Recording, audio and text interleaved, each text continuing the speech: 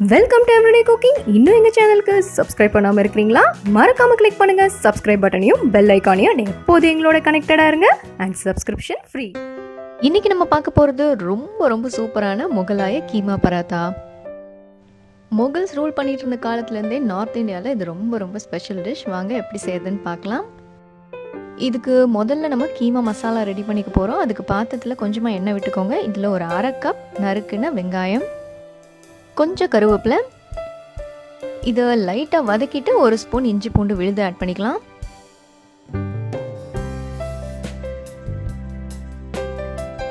இஞ்சி பூண்டு பேஸ்டோட பச்சை வாசம் போகணும், அது வரைக்கும் நல்லா வதக்கிக்கோங்க.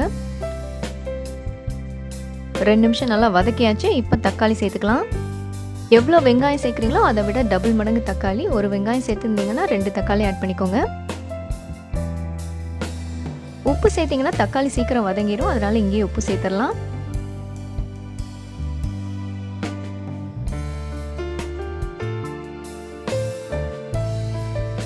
தக்காளி நல்லா வதங்கினோன்னு 1 கை புதினா, 1 கை கொத்தமல்லி ஆட் பண்ணிக்கோங்க.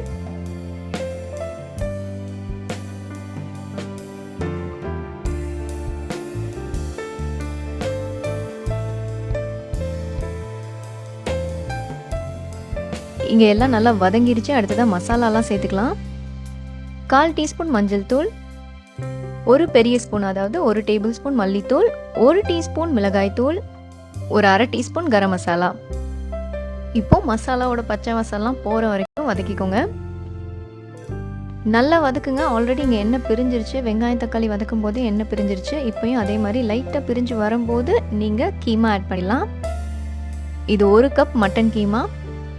வாங்கிட்டு வந்த உடனேவே நான் கொஞ்சம் மஞ்சள் தூளும் உப்பும் போட்டு பிசைஞ்சு வச்சுட்டேன். ஏன்னா அது சேர்த்தா தான் கெடாது, அதுக்காக தான். இதை இப்போ நல்லா வதக்கிக்கோங்க.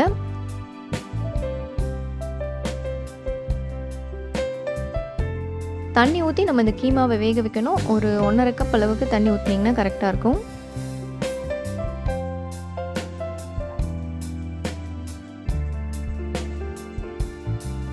அப்படியே ஒரு மூடியை போட்டு வேக விடுங்க.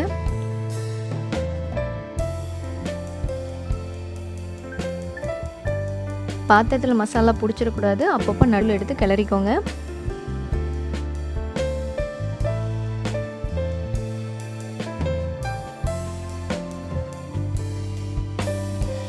இதோ நல்லா எண்ணெய் பிரிஞ்சு வந்துருச்சு. சூப்பராக மசாலா ரெடி ஆயிடுச்சு.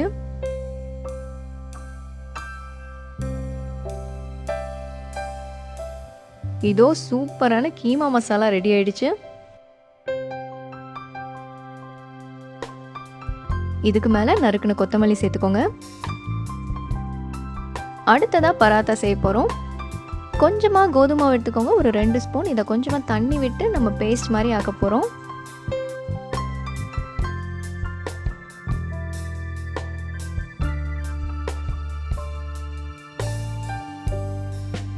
இதோ ரெடி. இது நம்ம ஒட்டுறதுக்கு யூஸ் பண்ண போகிறோம். இது நம்ம எப்பயும் செய்கிற சப்பாத்தி மாவு. சாஃப்டான சப்பாத்தி மாவு எப்படி இப்போ செய்யணும் அப்படிங்கிறதுக்கான வீடியோ லிங்க் டிஸ்கிரிப்ஷனில் இருக்குது, வேணும்னா கிளிக் பண்ணி பார்த்துக்கோங்க. இதை இப்போ நல்லா தின்னாக உருட்டிக்கோங்க. மாவை நல்லா தூவி உருட்டுங்க, அப்போ தான் நல்லா தின்னாக வரும்.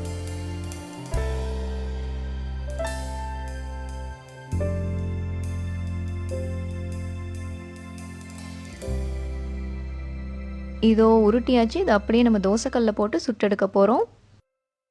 இதை ரொம்ப வேக விட்டுறக்கூடாது, ஒரு பாதி வேக்காட்டில் வெளியெடுத்துடலாம். இந்த மாதிரி சுட்டு எடுத்தால் தான் மடிக்கும் போது கிளியாது, அதுக்காக தான் லைட்டாக சுட்டு எடுத்துக்கிறோம்.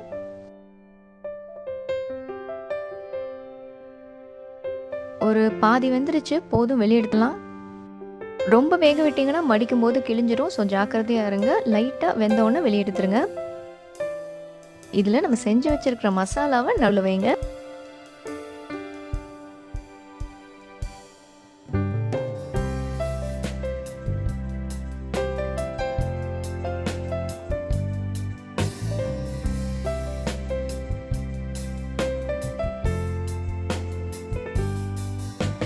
நாலு பக்கமும் மடிக்கணும். நம்ம ரெடி பண்ணி வச்சிருக்கிற அந்த பேஸ்ட்டை யூஸ் பண்ணி ஒட்டிட்டு மடிங்க.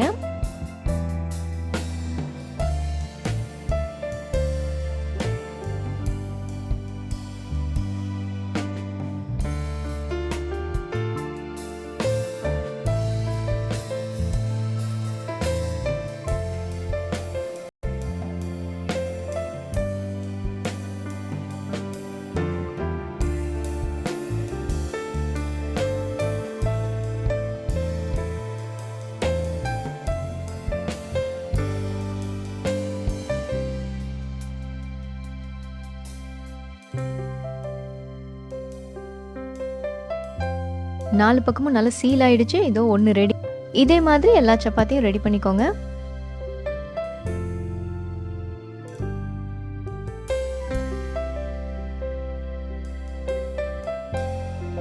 இப்போ தோசைக்கல்ல கொஞ்சமாக எண்ணெய் விட்டுக்கலாம்.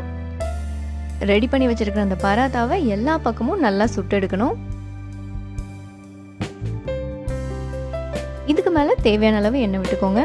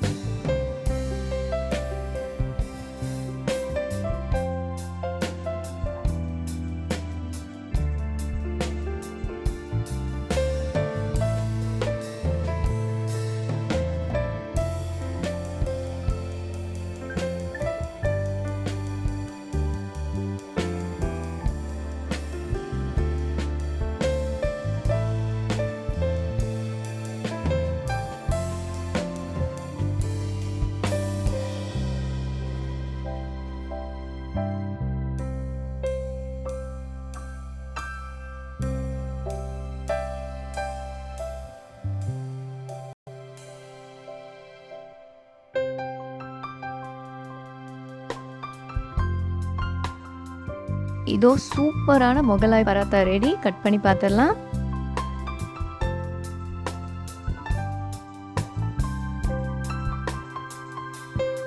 இந்த ரெசிபி உங்களுக்கு பிடிச்சிருக்கும்னு நம்புறோம். வேறொரு இன்ட்ரெஸ்டிங்கான ரெசிபியோட உங்களை சந்திக்கிறோம். மறக்காம எங்க சேனலுக்கு சப்ஸ்கிரைப் பண்ணுங்க.